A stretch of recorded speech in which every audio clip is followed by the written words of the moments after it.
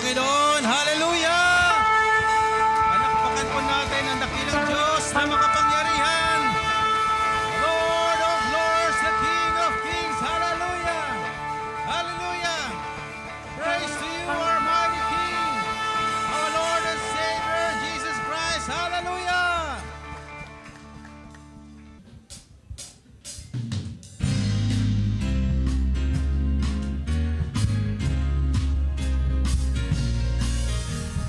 Napakaligaya at kahanga-hanga sa ating pagmasid.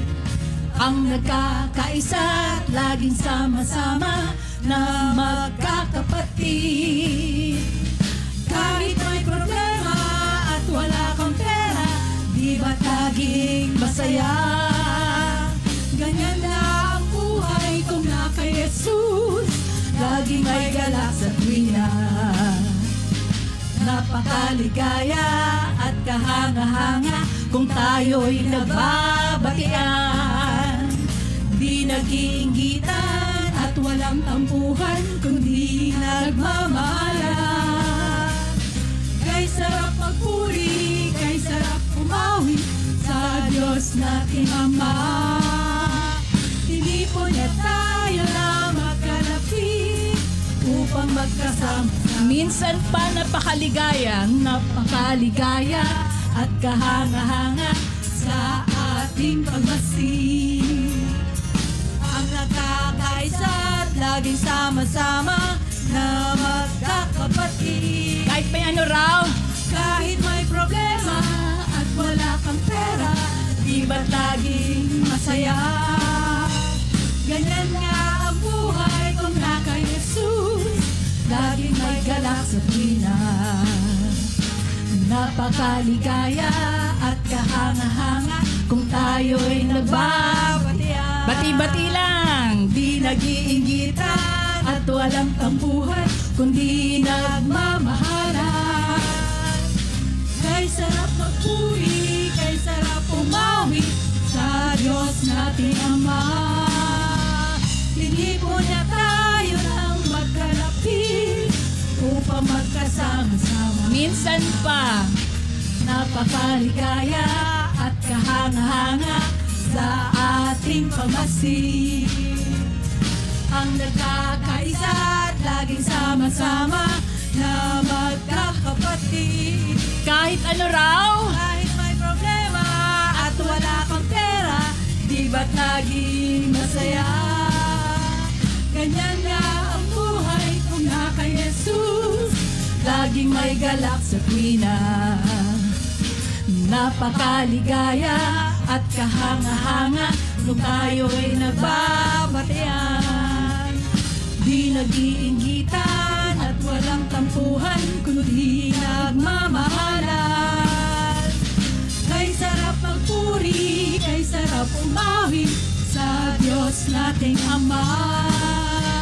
Tinipon niya tayo ng magkalapit upang magkasama-sama. Minsan pa, napakaligaya at kahanga-hanga sa ating pagmasid. Ang nagkakaisa at laging sama-sama na magkakapatid. Kahit may problema at wala kang pera, di ba't laging masaya? Ganyan nga ang buhay kung na kay Jesus, laging may galak sa... For the last time, napakaligaya at kahanga-hanga kung tayo'y nagbabatian. Di nag-iinggitan at walang tampuhan, kundi nagmamahalan. Kay sarap magpuri, kay sarap umawi sa Diyos nating Ama. Tinipon niya tayo ng magkalapit upang magkasama. Kay sarap magpuri, kay sarap magpuri, kay sarap umawi sa Diyos nating Ama. Tinipon niya tayo ng magkalapit upang magkasama. Kay sarap magpuri, kay sarap magpuri, kay sarap umawi sa Diyos nating Ama. Tinipon niya tayo magkasama-sama. Amen. Our topic for today is, basa nyo naman dyan, about the church, looking for love, start here. Yun po yung ating pag-uusapan today. And I believe in my heart, all of us are looking for love. Right? And kung saan-saan nga natin hinahanap yung pag-ibig na yan eh. And sometimes the word love, we're using it in many ways to express our love to our spouse, to our friends, and even sa mga activities na gusto natin. Like, I love sport, I love basketball, I love ice cream. Even for the food, we use the word love. That's how we use love. We use it in many ways and in many forms. And with that sense, it's just right as a church na talagang pag-usapan natin yung word na love. Pag-usapan, ano ba talaga ang love? Where do we begin to know what love is? So that we could apply what love is appropriately. As I mentioned a while ago, I believe in my heart that we are looking for love. Everyone wants to be loved and be loved. Wants to be loved and be loved. That's why we were trying to find love in earthly relationships,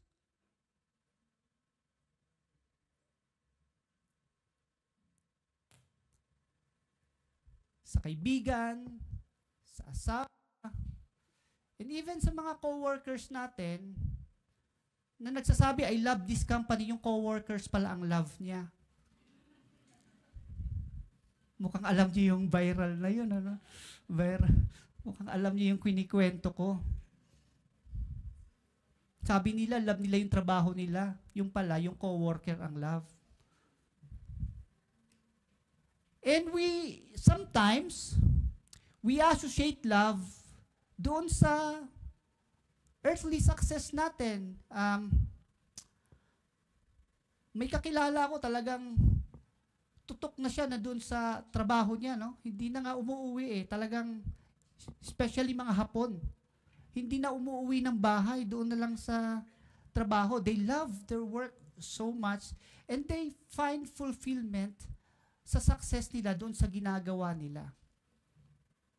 And even to us today, in our time today, we look for love in social media na gusto natin maraming likes at mas mainam kung heart, paki-heart naman. Di ba? We want yung reaction na may heart. And even in the church, dito sa church, we are all here today, and we find meaning, and we want to express our love, and hopefully, that as we serve in the church, people will love us back, and we consequently feel being loved because of what we do. That somehow, sa ministry na ginagawa natin, the void in our hearts, yung ginagawa natin would fill that void, but however, sometimes, kahit sa church na tayo naglilingkod, we still feel like we are unloved and burned out. Kaya ang tanong sa atin, are we really looking in the right place? Are we really looking for love in the right place? Where do we start? Saan tayo mag-uumpisa?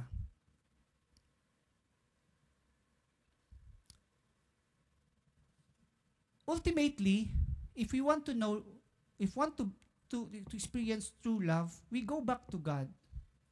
Because love is from God.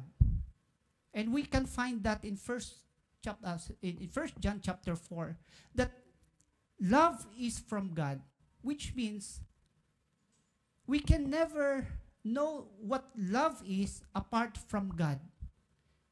Apart from God, we can never know what love is.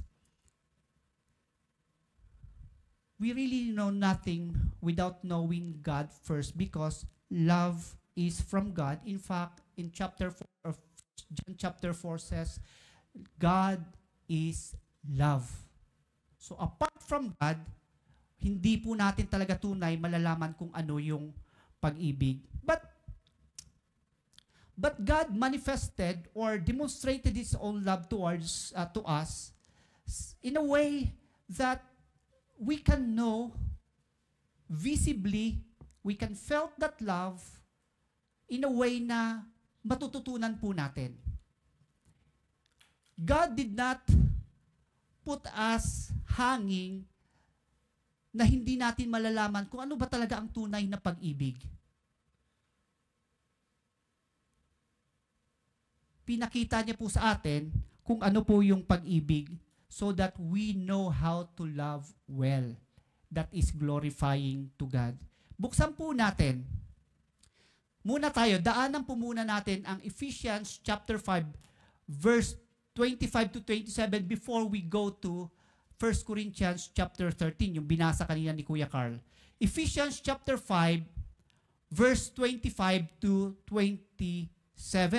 Kasi gusto ko pong sabihin, kung gusto talaga natin matutunan kung paano umibig at maranasan yung tunay na pag-ibig, yung minamahal ka talaga, love the way Christ loved the church. Dapat matutunan natin, makita natin kung paano minahal ni Kristo ang kanyang iglesia, yung katawan niya. And the more we know how Christ loved the church, the better we can demonstrate that love towards others, especially in the community of the believers like MCF. Ephesians chapter 5 verse 25 to 27. Husbands, love your wives as Christ loved the church and gave himself up for her, that he might sanctify her, having cleansed her by the washing of water in the word, so that he might present the church to himself in its splendor, without spot or wrinkle or any such thing, that she might be holy and without blemish. Tingnan po natin si Kristo kung paano niya minahal ang kanyang katawan, the church.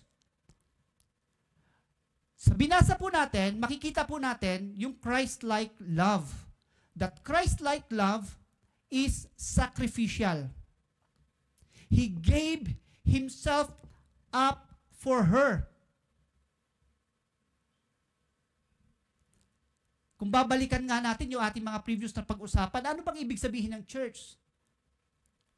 Nabanggit ko rin kanina sa growth class dito. Ano ba yung church?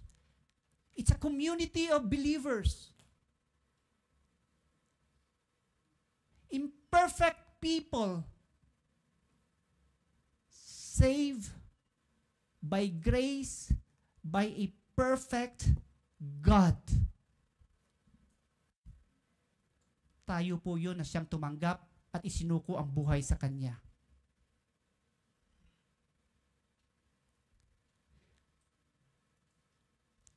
Community of the believers.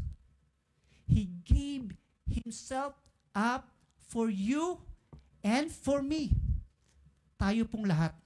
Binigay niya ang kanyang buhay, inalay niya ang kanyang buhay para sa atin na makasalanan, imperfect people, undeserving of His grace, yet He gave up His life for you and for me.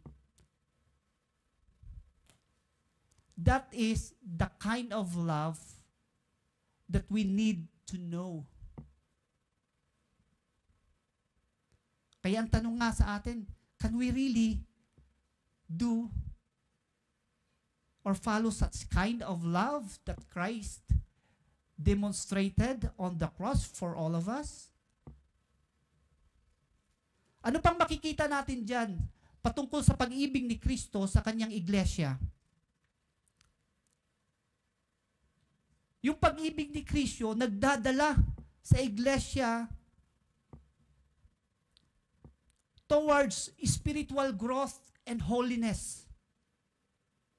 Yung pag-ibig, dinadala niya tayo o ginagabayan niya tayo upang tayo lumago na may kabanalan. It has a purpose of sanctifying and cleansing the church. It nurtures the growth of the church in godliness, purity, and well-being. Bagamat yung verse na yan, nagbibigay ng gabay, command sa asawa na lalaki at babae, but ito'y patungkol sa church, patungkol about Christ and His church. At kung dadalhin nga naman talaga natin sa buhay mag-asawa, ganun din po. That's, husband, this is how you treat your wife. May sacrificial love, and it will lead the person towards spiritual growth and holiness.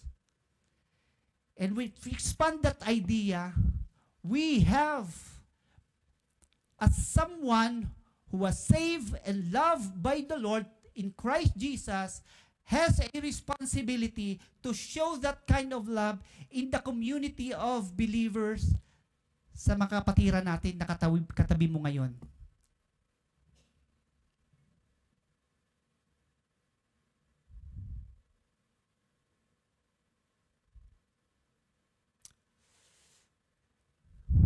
Next slide. Sabi diyan, Christ-like love is the foundation of true Christian life and ministry.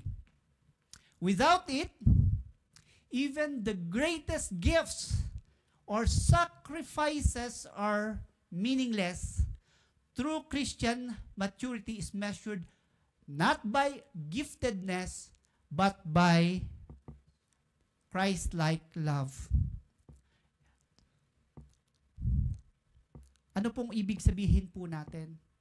Yeah, in the church, God bless us with many gifts that we can use, but those gifts can be meaningless if we will never see its fruit. Mas mahalaga po yung bunga. Kung yung abilidad natin, talent natin, gift natin, can cause division, can cause disunity and disharmony in the church, that's not what we desire. Ang gusto nating makita dito is the fruit. The fruit. In fact, Apostle Paul mentioned that in Galatians chapter 5. But the fruit of the Spirit, kasama po doon yung love.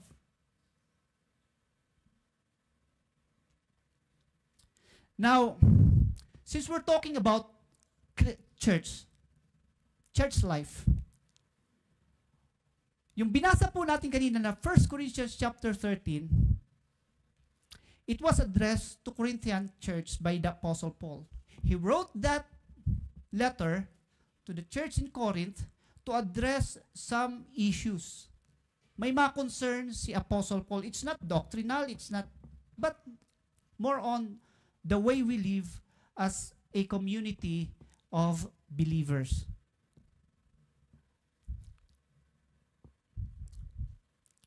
You know, yung Corinth church, very vibrant church po ito. A diverse church. And in fact, yung Corinth is in the influential city.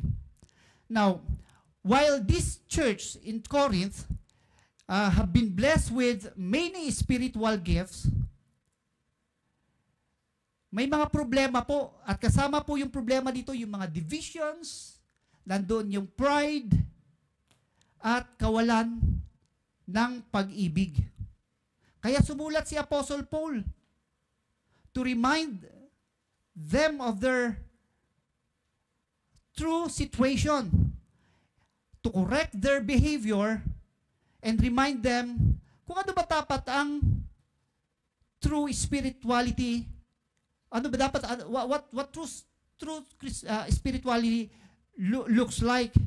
Yung true Christianity is yung love expressed in unity and humility. Unity and humility. Kaya sa totoo lang, gusto natin makita sa church dito yung pagkakaisa at pagpapakumbaba. That is an expression of Christ-like love. In fact, the book of Corinthians, ang daming problema nito na ina-address si Paul. Nandyan yung idolatry, nandyan yung immorality, nandyan yung sa leadership, problem sa leadership, worldliness, and malaking bahagi din sa problema ni ina-address ni Apostle Paul. Makikita niyo yan sa 1 Corinthians chapter 4, chapter 12, chapter 13, and even chapter 14. And even in Romans chapter 12, in-address din yan ni Apostle Paul, yung mga problema na yan. In Ephesians chapter 4, another letter by Apostle Paul, na sinusugan din ni Peter in 1 Peter chapter 4, yung mga problema na yan. Pero maraming in-address si Apostle Paul. Kasama na nga doon, this church is very gifted church, yet there is division.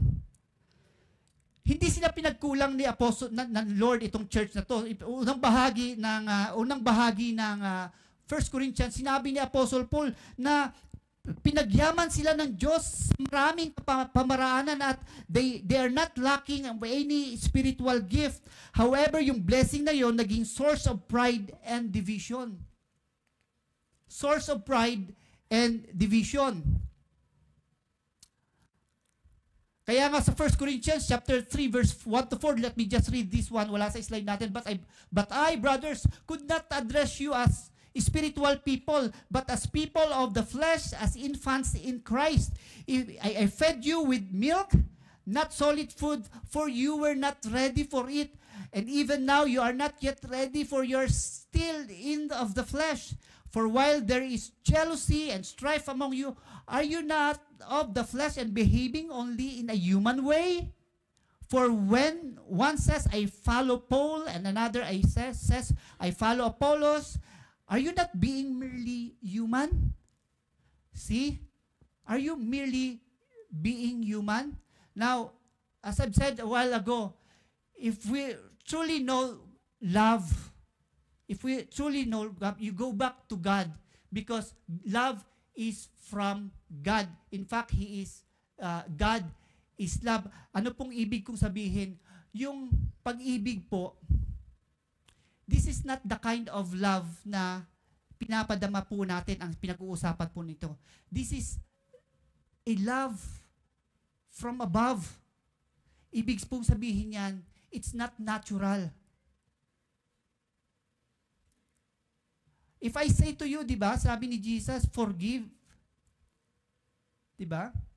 How can you forgive your enemy? Now, if you love that person, you will forgive. That is a natural way of expressing love. That's not human way of expressing love. Now, if we want to learn about love, go back to God, because even before the creation, love is present in the triune God, expressing that love in perfect harmony.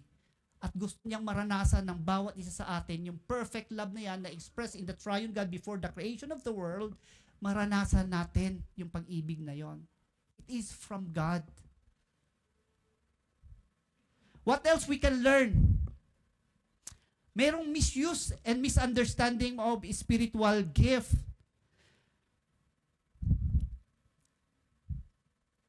Misuse and misunderstanding of spiritual gift. Nandiyon yung nagpapaligsahan na we elevate yung gift na mas, let's say, mas superior. Merong ganon, mas superior yung gift na to, nagpapataasan, kaya nagkakaroon ng disorder and division sa church. And we know that gift is given to us for the common good. It's not in fact for ourselves yung gift na yon.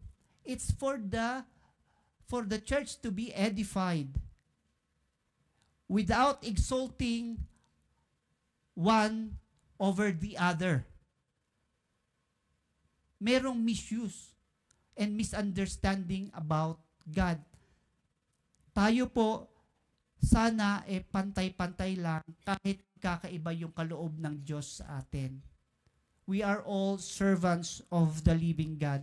Meron ding naidala ko lang din dito, napakaganda rin, meron tayong booklet, baka hindi nyo alam, ipopromote ko na rin ito. Dito sa ating, pag nag-membership class kayo, which ongoing yung membership class natin, binibigay ito. And dito tinuturo sa membership class natin yung spiritual gifts. And in fact, isa nga dito sa pag pinag-uusapan sa membership class is isa dito yung topic is ito ang church ko, love ko to. From the beginning, to love the church are taught to us. Sana magkaroon kayo ng kopya nito, no? Kung gusto niyo mag-refresh sa membership class, join po kayo. Pinag-uusapan din dito yung even yung statement of faith natin, no? Nandito rin siya. Lahat ng dapat nyo pong malaman. So, yan, mayroong misunderstanding and misuse of spiritual gifts. At mayroon din, problema sa church, yung tinatawag na, yung pursuit of power over character. Pursuit of power over character. Yung bang,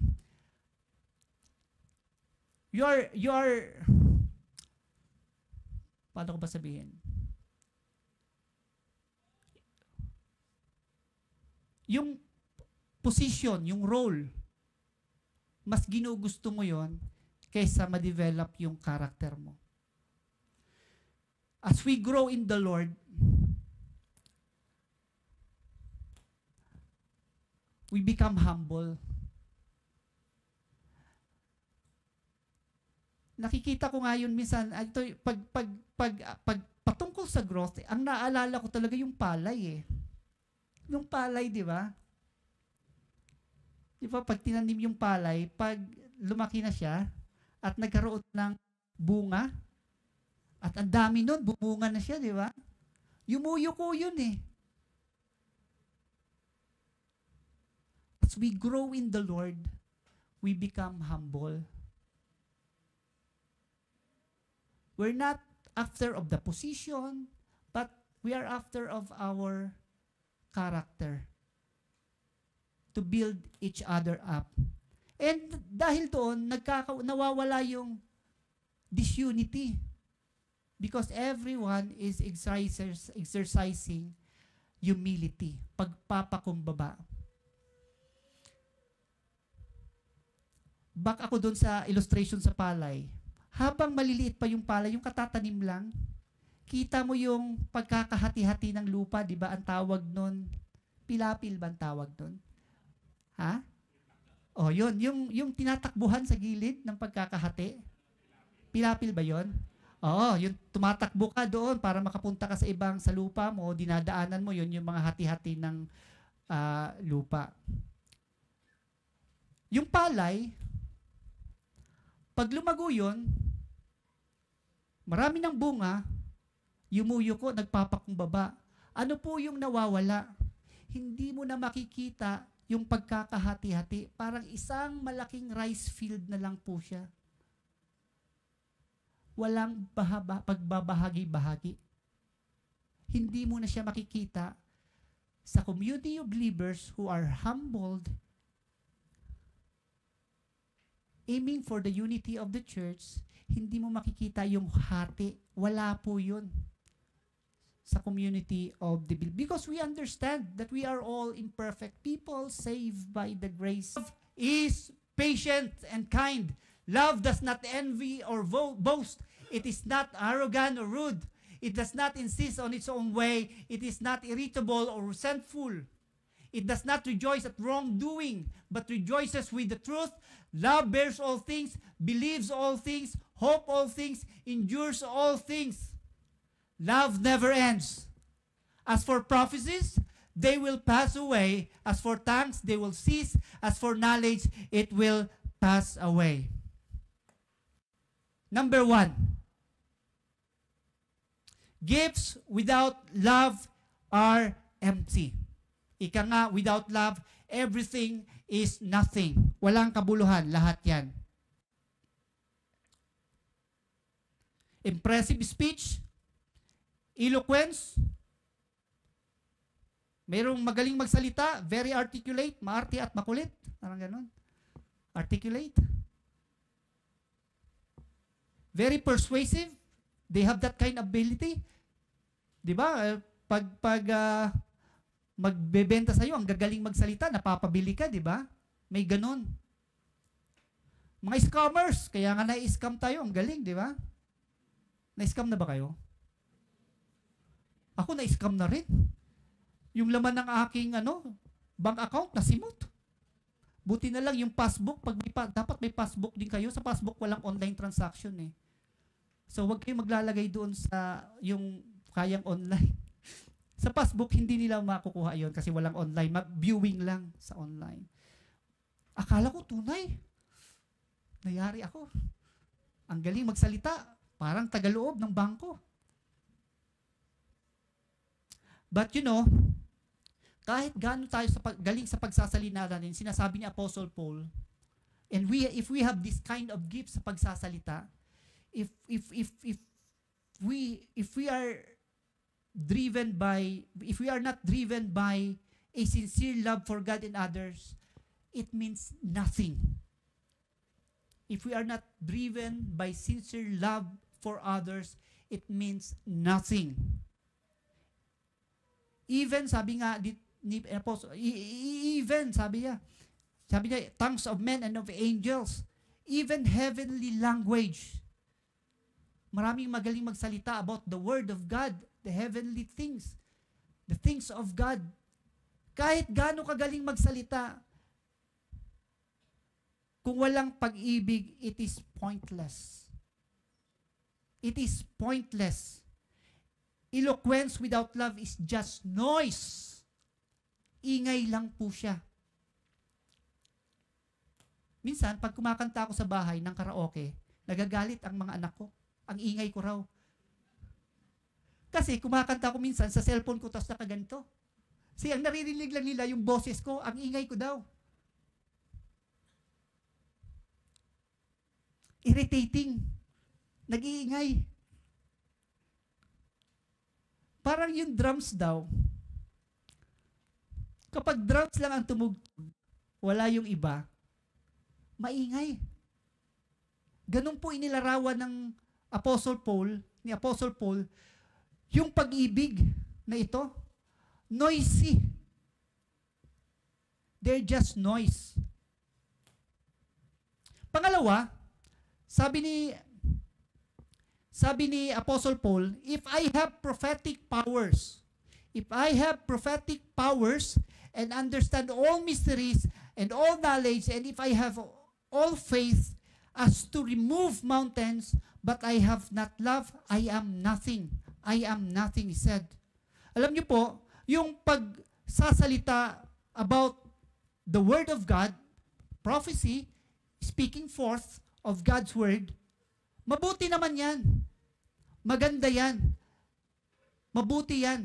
Nais ng Diyos sa bawat isa sa atin that we speak forth His truth from the Bible alone.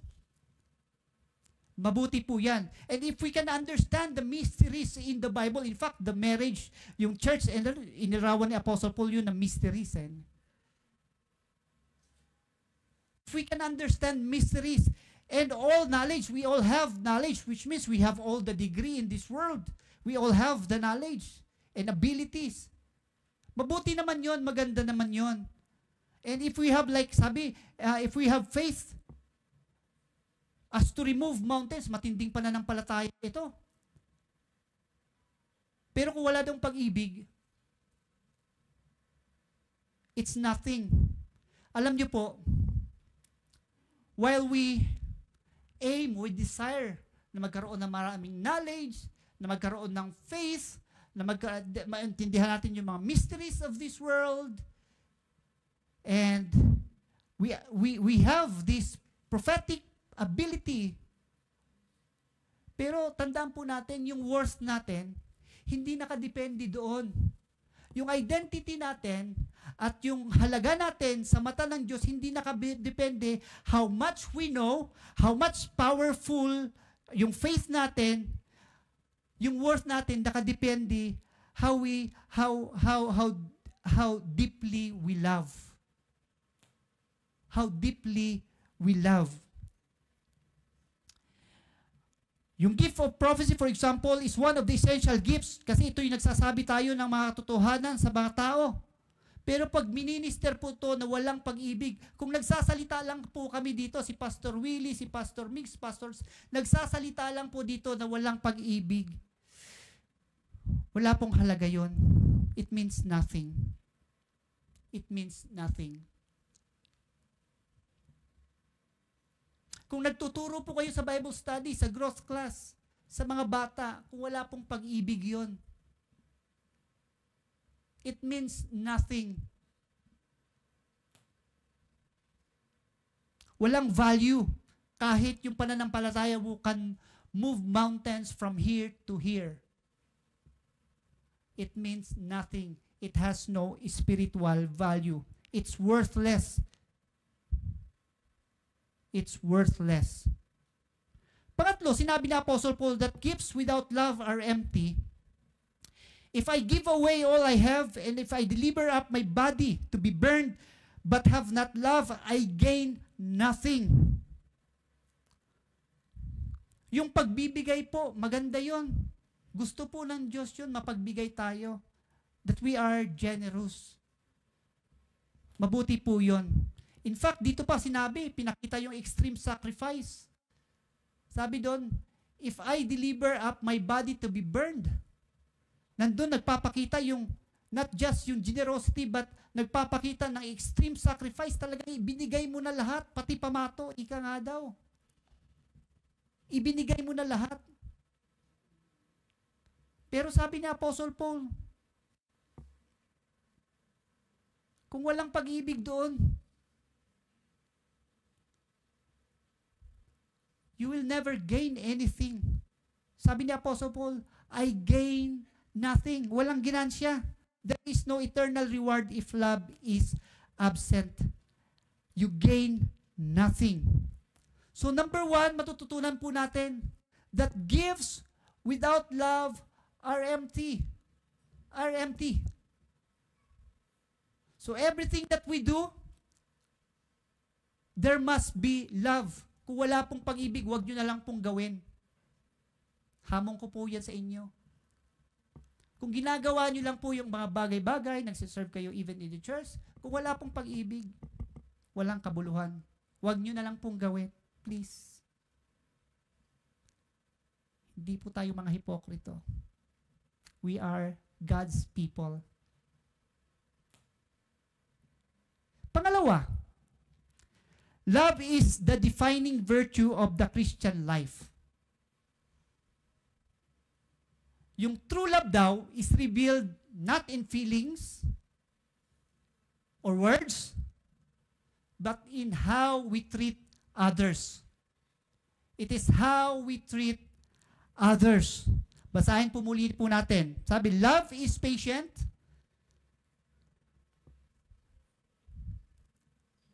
does not envy or boast. It is not arrogant or rude.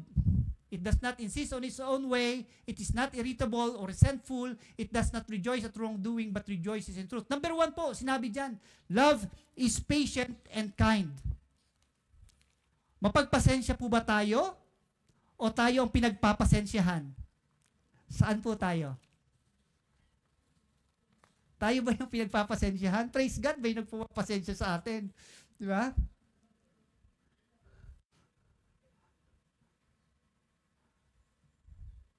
Pero sabi ang pag-ibig daw is patient and kind. Ano pong ibig sabihin ng patient? Alam niyo po, patotoo na lang din. siguro hindi lang ako, maraming sa atin, talagang isa sa binago sa atin ng Panginoon yung pasensya natin. Amen po ba? In my work today, yung company ko na pinag-work ngayon is magto 25 years na ako dyan. But before that company, nakapagtrabaho pa ako sa ibang company ng 5 years. At in that 5 years na time na nag-work ko sa other company, naka-4 na company ako. Natatanong nyo bakit? At pinagpipray na ako ni Ate Nori, ito bang husband ko, makakabuhay ba to ng pamilya, lipat-lipat ng kumpanya? Pinagpipray talaga ako nun. Pagising mo, nakahalo yun. And that time, wala pa ako kay Christ nun. Kasi inaaway ko yung mga boss ko. Hindi ako nagpapatalo. In fact, one of that company, I was a structural engineer of the Land Bank of the Philippines then, sa head office, directly reporting ako sa Vice President, magtatalo pa kami noon. But when I joined my company, today, sumali ako sa mga Bible study, talagang binago ako ng Panginoon. Ang nagpasalamat talaga ng todo si Ate Nori. Makakabuhay pala ng pamilya. But hindi nagtapos yung hamon na yun sa akin. Bagamat inalis ka na ni Lord sa ugaling yun, dumarating pa rin yung punto na i-challenge. And even until now, pero sa work ko ngayon, there was one occasion na pinagpapasalamat ko sa Panginoon, dumarating rin yung punto na gusto ko makipagtalo sa mga boss ko. Pero sabi ko nga, ito na yung isa to sa mga patutuo ko eh. Yung work ni Lord. And God is so patient. May isang pagkakataon sa opisina namin, I was in charge of one of our corporate action plans, and yung action na yon is about digital transformation. We have to improve our digital infrastructures office. I was in charge of that corporate action. Kasi pag hindi ka nag-shift, hindi ka nag-improve digitally yung company nyo, you will be left behind. And because of that digitalization, yung productivity has to increase. So I was in charge of that. And yung magkaiba yung opinion namin ng boss ko. Sinisigawan niya ako.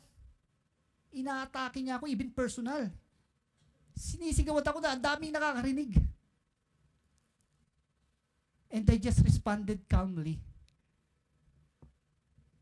giving answers kung ano lang nag-uusapan namin about the work. Sabi ko, isip-isip ko during that time, kung hindi lang ako nakakilala sa Panginoon, yari ka sa akin eh. Ganon, pero ganon yung mentality natin, di ba? But of course, binabago tayo ng Panginoon. At nangyari ulit, yung amin namang president sa boardroom, sinisigawan ako, todo talaga. Kasi mayroon kaming proposal na I have to reduce the cost sa reclamation area, laking reclamation area. I have to improve the soil at pababain yung cost para manalo kami sa bidding. Hindi ko may pababa kasi I have to think about the technology, the material, the method of how to improve the soil. Hindi ko mababa, sinisigawan ako. Ano na lang. We lost.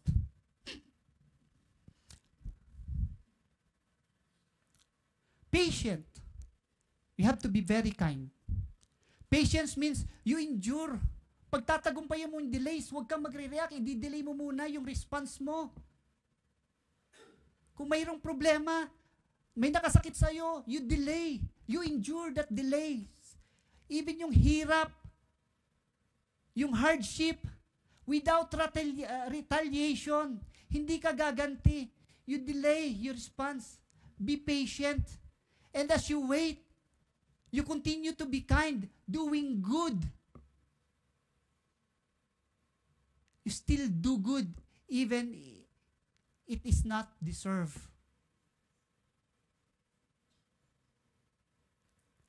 Ito pong qualities na ito It reflects God's heart. And believers should reflect this kind of attitude because it reflects God's heart. And when you practice patience and kindness, you give space for growth. You give space for growth because kindness also brings healing. Yung panahon, nagpapagaling po siya. So love is patient and kind. At sinabi diyan sa binasa pa natin that love does not envy or boast. It is not arrogant or rude. It does not insist on its own way. It is not irritable or resentful. It does not rejoice at wrongdoings. Ibig pong sabihin yan, ito po yung hindi dapat. Hindi ito pag-ibig. Diba? It does not envy, hindi naiinggit, but we celebrate. Pag may tagumpay nararanasan ng kapatiran, we celebrate. Hindi tayo nag-iinggitan. It is not boastful. There's no pride. Rather, love walks humbly, valuing others above self. Nandun po yung respect, hindi po rude ang pag-ibig. It honors. We choose words and actions that edify, yung nagpapalakas. It is not self-seeking. The Christian life calls us to die to ourselves and live for Christ and for others. Yan po yung pag-ibig. When love is free from jealousy, pride, rudeness, and selfishness, it reflects Christ's servant-hearted heart, which seeks the best for others even at personal cost. What else we can learn? Love forgives, rejoices in truth, and never gives up on others. It keeps no records of wrongs, at nandun yung pagpapatawad sa bawat isa. Love rejoices in the truth. Sabi pa nga, ulitin ko lang, that love keeps no record of wrongs means it releases the offenses and seeks restoration. Nagsisik siya ng restoration. Love also rejoices in truth, meaning not in lies, not in sin, not in gossip. It bears, sabi niya, and love perseveres, it bears all things, believes all things, hope all things, endures all things. It does not give up on people even when they fail. Kaya pagpasensyahan, mahalin niyo po yung bawat isa. Tayo po yun. Magmahalan po tayo. Pangatlo, gifts will cease o hihinto, but love remains eternal. Meaning, it never ends. It never ends. Sabi nga yung prophecies will pass away. Will pass away. Sabi ko kanina, yung prophecy means speaking forth the word of God to others. That will pass away. While that is essential for the church, kasi nagbibigay ng direction, pagpapalakas sa iglesia, nagko-correct. However, Paul makes it clear that even such powerful gifts are temporary. It will pass away. Mawawala po yan. But love never ends. Sabi pa ulit dyan, tongues will cease. Tongues will cease.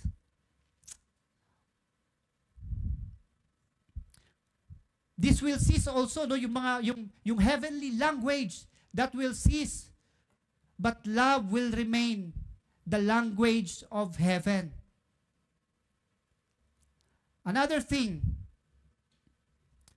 knowledge will pass away. All that we have right now are just partial knowledge that we have. But when Christ returns, ipapakita po sa atin lahat, yung knowledge na mayroon tayo, wala na yon. Wala na yon. This will pass away. Kaya sinasabi natin, only love will last forever. That's why si Apostle Paul sabi niya, this is the most excellent way. This is the most excellent way. And I'd like to close on this. I'd like to close on this.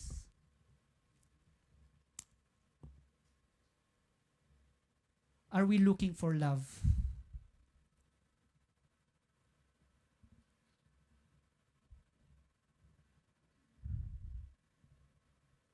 Start with God. He will point us to the love that never fails. That's why mga kapatid, ito po yung hamon ko sa inyo. Live out Christ-like love in all you do. Amen po ba? Palakpakan natin ang Panginoon. Let's come to the Lord in prayer. Father God, thank you so much, Lord, for revealing to us what true love is according to Apostle Paul in 1 Corinthians chapter 13. Lord, yung aming napag-aralan ngayon about love is hindi pa po ito yung kabuuan ng pag-ibig na nais niyo pong malaman namin, Panginoon. Napakaraming bagay, Panginoon, how we can express our love, and that will happen, Panginoon, only if we know you deeply, Father God. Lord, turuan niyo po kami to be always connected with you so that we can express and demonstrate yung tunay na pag-ibig ayon sa iyong banal na salita. Salamat po muli. Thank you so much, Lord. This we pray in Jesus' name. Amen.